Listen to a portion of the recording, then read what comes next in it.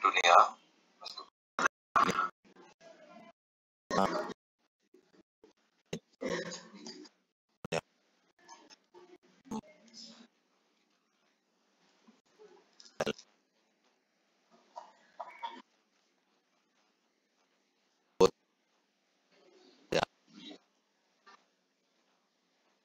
ya,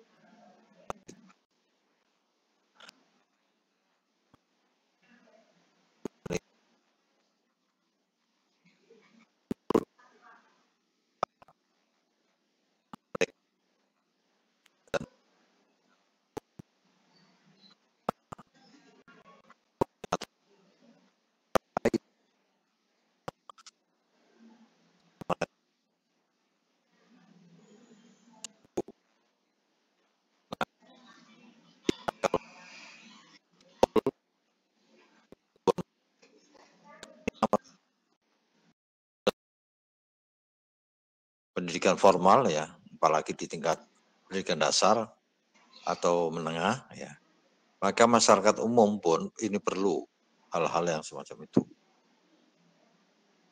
Mungkin kalau kita melihat kondisi objektif sekarang, orang sesungguhnya bisa mengakses ya kegiatan-kegiatan seperti itu lewat media, misalnya media online ya, misalnya YouTube dan sebagainya. Tapi mungkin perlu diintensifkan melalui program atau planning yang terencana dengan baik gitu. Dan ini perlu juga menjadi perhatian ya tokoh-tokoh masyarakat, tokoh agama maupun kebijakan-kebijakan dari pemerintah yang menangani keagamaan ini. Bahkan mungkin kalau Indonesia sebagai satu proyek masyarakat yang religius, maka ini juga menjadi acuan untuk memberikan solusi kepada masyarakat dunia agar masyarakat dunia ini memperoleh kebutuhan-kebutuhan yang bersifat spiritualitas itu.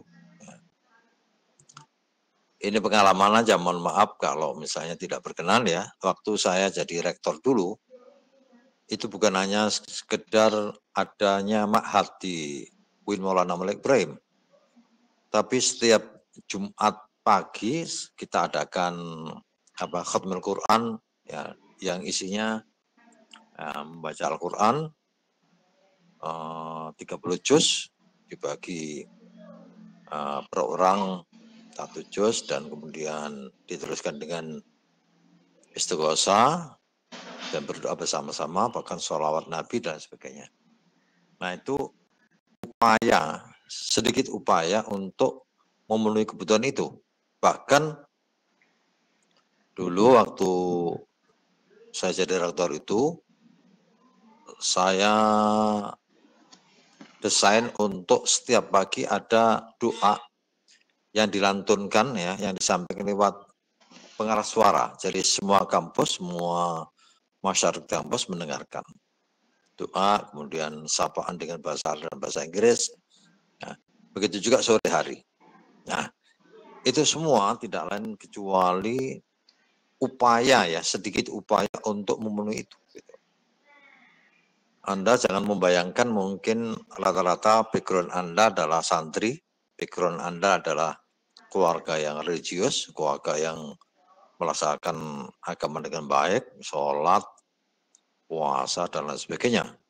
Tetapi bagaimana dengan masyarakat yang background keluarganya tidak religius, misalnya tidak beragama, bahkan mungkin agama secara formal, tapi tidak melakukan ibadah-ibadah sebagaimana yang Anda semua lakukan ini. Maka mereka ini tidak hanya boleh dikecam ya, atau jangan hanya dikecam mereka tidak beragama, tapi harus dilayani agar mereka bisa memenuhi kebutuhan spiritualitasnya ini. Nah, menurut hemat saya penting sekali ya pendidikan itu jenjang pra sekolah ya, TK, grup sampai perguruan tinggi ini tetap disupport dengan kegiatan-kegiatan religius itu, seperti yang Anda diskusikan tadi terkait dengan misalnya pesantren kilat ya, dalam arti untuk minimal mengenalkan ada solusi dalam kehidupan untuk memperoleh kebahagiaan itu. Saya mengandaikan saja umat Islam di Indonesia misalnya, setiap keluarga, setiap person yang ada dalam keluarga itu memenuhi tuntutan untuk melakukan kegiatan ibadah dengan baik, sholat misalnya ya. Sholat ini kalau ditegakkan, dilakukan dengan sungguh-sungguh, maka itu adalah menjadi sumber spiritualitas yang sangat kuat ya, yang akan menjadi kekuatan dalam kehidupan dunia ini dan memperoleh kebahagiaan yang luar biasa. Misalnya sholat khusyuk. Meskipun mungkin ya bagi sebagian besar umat Islam sendiri melakukan kegiatan sholat khusyuk itu sulit ya, tetapi harus ada proses pembinaan yang luar biasa. Coba aja saya dan Anda mengevaluasi apakah sholat kita ini sudah sungguh-sungguh. Misalnya ada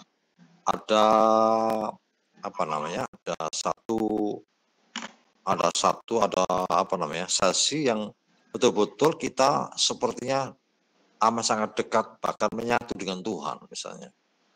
Di mana Tuhan itu adalah penguasa segalanya. Tuhan itu menciptakan apa saja, yang fisik dan non-fisik ya. Jadi kalau misalnya dunia barat mengagumi terhadap sains dan teknologi, maka sesungguhnya ketika kita dekat dengan Tuhan, kita dekat dengan bosnya, ya, dengan yang maha teknologi, yang maha sains, yang maha apa saja. Dan kita akan menjadi tentram ya dengan kehidupan kekuatan spiritualitas dengan mendekatkan diri kepada Tuhan. Maka mungkin alternatif yang bisa diajukan untuk umat Islam ini ya dengan metode yang dilakukan oleh para sufi ya, oleh para orang-orang yang melakukan jalan atau menempuh jalan torekot atau salik ya menuju Tuhan ya. Melalui media sholat misalnya, media membaca Al-Quran dengan memahami makna dan menghayati dan berusaha untuk melakukan itu. Jadi alhamdulillah saya secara pribadi ya ditakdirkan Allah SWT menjadi seorang muslim, seorang mukmin ya, meskipun masih amat sangat kurang, banyak kekurangannya untuk melakukan agama itu dengan baik. Maka saya sebagai orang yang mendampingi Anda menganjurkan Anda juga memberikan pengalaman spiritualitas Anda untuk umat manusia secara keseluruhan gitu ya. Bangsa-bangsa yang mungkin kebanyakan dari mereka tidak mengenal agama dan kemudian mereka merasa keresahan ya dalam hidup ini. Ya, para misalnya orang-orang Amerika, orang Jerman, orang Cina, orang Korea Selatan yang rata-rata mereka menjadi anggota masyarakat negara maju yang mungkin dari sisi sains dan teknologi amat sangat kuat ya, tetapi mereka menurut pandangan kita sangat kurang dalam hal-hal yang yang bersifat spiritualitas. Jadi mungkin Anda harus punya niat baik ya, niat yang sungguh-sungguh untuk memberikan kepada mereka. Sekali waktu saya diajak teman-teman ke Jepang ya, saya ketemu dengan beberapa profesor dan saya berkunjung di beberapa perguruan tinggi. Salah satu di antara mereka saya lupa namanya, profesor siapa di Jepang itu yang kemana-mana saya ditemani oleh dia ya. Dia punya pengalaman begini. Sekali waktu dia mengajar di perguruan tinggi dan kemudian ada mahasiswa yang menurut dia tidak baik, tidak berkenan bagi dia. Kemudian ditegur atau saya lupa itu dilempar atau apa itu. Kemudian mahasiswa itu protes kepada dosen ini dan kemudian melaporkan ke rektornya. Kemudian seorang profesor ini disidang oleh Dewan Guru Besar dan rektor, kemudian dijatuhkan sanksi. Ya. Dengan itu, karena ini orang Jepang, akhirnya dia memutuskan untuk bunuh diri. Nah, untuk arah kiri. Nah, untung ada teman kita dari Indonesia ini yang menjadi mahasiswa dia dan memberikan satu asumsi, memberikan satu alternatif ya bagi profesor ini. Kata mahasiswanya yang dari Indonesia ini, yang tepat waktu itu menjadi dosen Saintek UIN Maulana Ibrahim, tapi sekarang sudah meninggal. Dia bilang gini, Prof, jangan mengambil jalan untuk bunuh diri. Kalau dalam Islam itu tidak boleh orang berputus asa. Sebaiknya Anda mengurungkan bunuh diri itu. Kemudian profesor itu mengikuti saran dari mahasiswanya. Dan kemudian dia sangat sama apresiatif terhadap mahasiswa ini dan sampai ketemu dengan saya ini. Nah, dia terakhir sebelum berbicara dengan saya pulang ke Indonesia dari Jepang itu, dia bilang begini, Pak Aris, orang Indonesia itu nakal gitu. Kalau butuh teknologi, kalau butuh teknologi ke Jepang. Padahal orang Indonesia punya agama tidak pernah memberikan agama itu kepada kami orang Jepang. Gitu.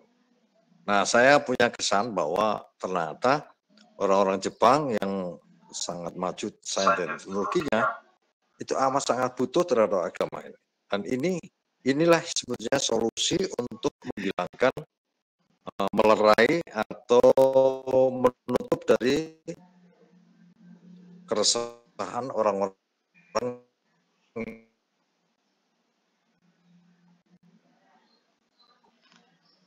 dan mudah-mudahan terus sampai S3 ya. Anda punya kewajiban untuk berikan pengalaman religiusitas ini kepada bangsa-bangsa lain yang amat sangat membutuhkan itu. Kira-kira itu yang bisa saya sampaikan ya, yang terkait dengan pesantren kilat dan keresahan masyarakat modern ini. Oke, ada pertanyaan?